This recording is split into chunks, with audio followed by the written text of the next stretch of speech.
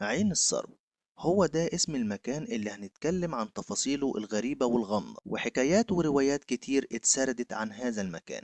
في الأول لازم نعرف إن المكان ده موجود في النطاق الجغرافي المصري، وبالتحديد في الجزء الشمالي من مدينة الفرافرة بمحافظة الوادي الجديد. المكان عبارة عن مجموعة من النخيل في وسط الصحراء، وفي وسط هذا النخيل بتوجد عين مياه طبيعية واللي بتكون أشبه بالبير، لكن هذه العين لا دخل للإنسان في حفرها أو حتى حراستها، لأن كل الشواهد بتأكد اللي حاولوا يقيموا بجوار هذه العين لم ينجوا من أحداث غامضة عصفت بيهم، وكتير منهم اختفوا ولم يستدل على أي بقايا ليهم على الإطلاق. ده ناهيك عن أن درجة عذوبية ونقاء هذه المياه عالية بدرجة كبيرة جدا، لدرجة أنها حيرت كل الخبراء والعلماء اللي حاولوا يفحصوا مصدر هذه المياه. ونسبة الأملاح اللي توصل لها العلماء عند فحصهم لهذه المياه تكاد تكون 0%. يعني المية اللي موجودة داخل عين السرو خالية تماما من الأملاح الضارة.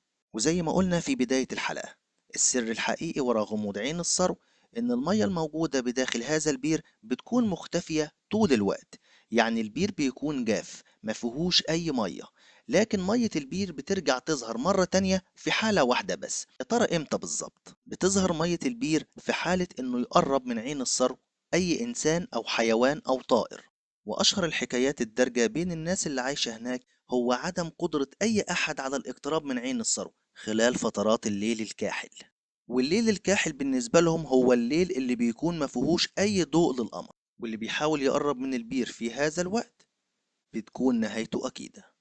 ولو اتكتب له عمر جديد بيرجع إنسان فاقد لعقله، وبيكمل عمره كله فاقد للنطق، وبيتحول لشخص مجذوب، يعني مش واعي لأي حاجة بتحصل حواليه.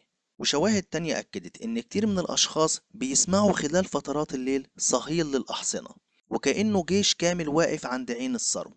وعند تحرك هذه الأحصنة بتبدأ الأرض حوالين المنطقة تهتز، وكأنه جيش فعلا بكامل معداته.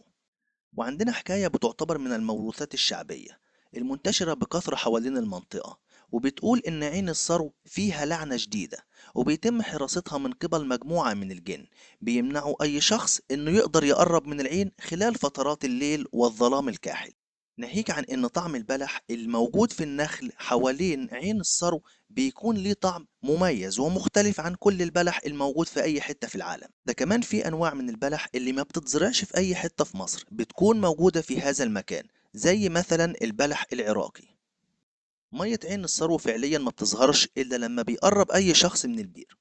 والغريب هو إنك بعد ما بتشرب المية من البير وتبدأ في الابتعاد عن المنطقة، تبدأ المية في النقصان تدريجيا لحد ما تختفي تماما من جوه البير. ودي ظاهرة حيرت كل العلماء. ناس كتير شبهوا عين السرو بمغارة علي بابا والأربعين حرامي.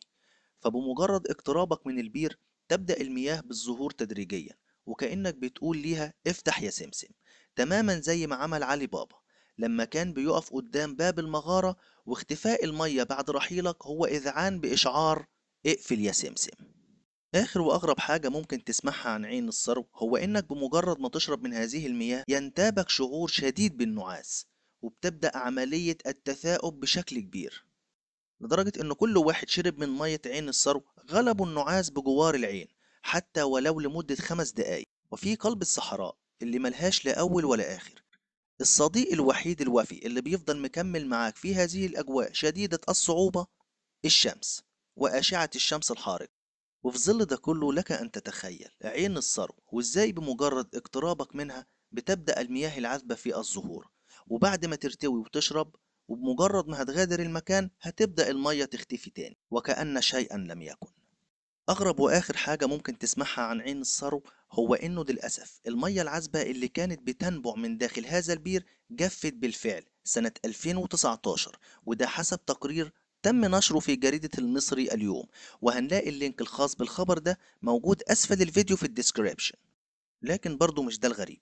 الغريب هو اللي أعلنه أحد علماء الفلك والتنجيم الإيطاليين واسمه جيسيب بيرميستي، اللي توقع سنة 2015 إن عين الثروة هتجف والمية اللي بداخلها هتختفي ولن تظهر مرة أخرى إلا عندما يزور هذا البير المخلص. وما ذكرش بعد كده أي تفاصيل تخص هذا المخلص اللي كان يقصده. ولو عاوز تعرف وتسمع أغرب الحكايات والتفاصيل عن كتير من الأمور، ما تنساش تنضم للقناة وتعمل اشتراك وتفعل الجرس علشان يوصلك كل جديد.